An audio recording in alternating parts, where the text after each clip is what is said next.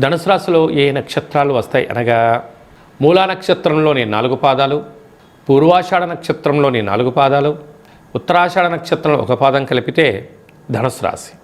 రాశాధిపతి దేవగురు బృహస్పతి, ఆత్మకారకుడు రవి, రుణరోగ శత్రుకారకుడు కుజుడు, కుజదోషము, బుద్ధికారకుడు బుధుడు, రవి బుధుడు కలిసి ఉంటే బుధాదిత్య రాజయోగము. అక్కడే శుక్రుడు సంచార స్థితి ఉండడం వల్ల శుక్రమౌఢ్యమి పరిస్థితి ఉంది. అంటే వీలైనంత వరకు ఓపిక, పట్టుదల, సహనం చాలా అవసరం. అన్నిటికన్నా వేలకు తిండి, వేలకు నిద్ర, తగు వ్యాయామం అవసరం. దీనివల్ల అనారోగ్యానికి దరి చేరకుండా ఆరోగ్యంగా ఉంటూ ఆసనం ద్వారా, ముద్ర ద్వారా, సాధన ద్వారా, ఆధ్యాత్మిక చింతన ద్వారా ఆరోగ్యమే మహాభాగ్యము అన్న పరిస్థితిని మీరు అవలంబించగలిగినట్లయితే మీకన్నా అదృష్టవంతులు ఎవరు లేరు అని చెప్పి గమనించాలి. కనుక శీతాకాలం అవడం వలన గోరువెచ్చని ఆహారము, సత్ప్రవర్తన, వీలైనంత వరకు మౌనము, యంత్ర సాధన, మంత్ర సాధన చేయగలిగితే మీకన్నా ఆరోగ్యవంతుడు ఎవరు లేరు అని చెప్పి గమనించాలి.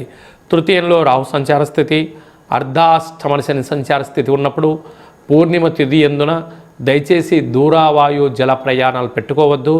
ఈ పూర్ణిమ తిథి ఎందున తెల్ల జిల్లెడు వృక్షం దగ్గర దీపము, తెల్ల జిల్లెడు పుష్పాలతో మహాదేవుడికి, కాళభైరవ స్వామివారికి అర్చన, అభిషేక కార్యక్రమాలు చేసుకోవడం వలన సకల శుభం కలుగుతుందని చెప్పి గమనించాలి.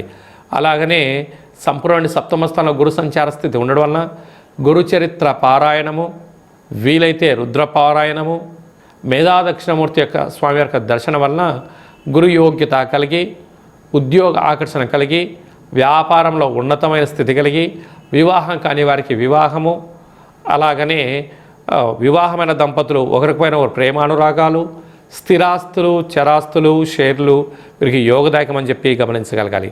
భాగ్యస్థానంలో కేతు సంచార స్థితి ఉండడం వలన సంపూర్ణమైనటువంటి భూత భవిష్యత్ వర్తమానంతో ప్రయాణం చేయడం వలన మీకన్నా అదృష్టవంతులు ఎవరు లేరు అని చెప్పి గమనించాలి.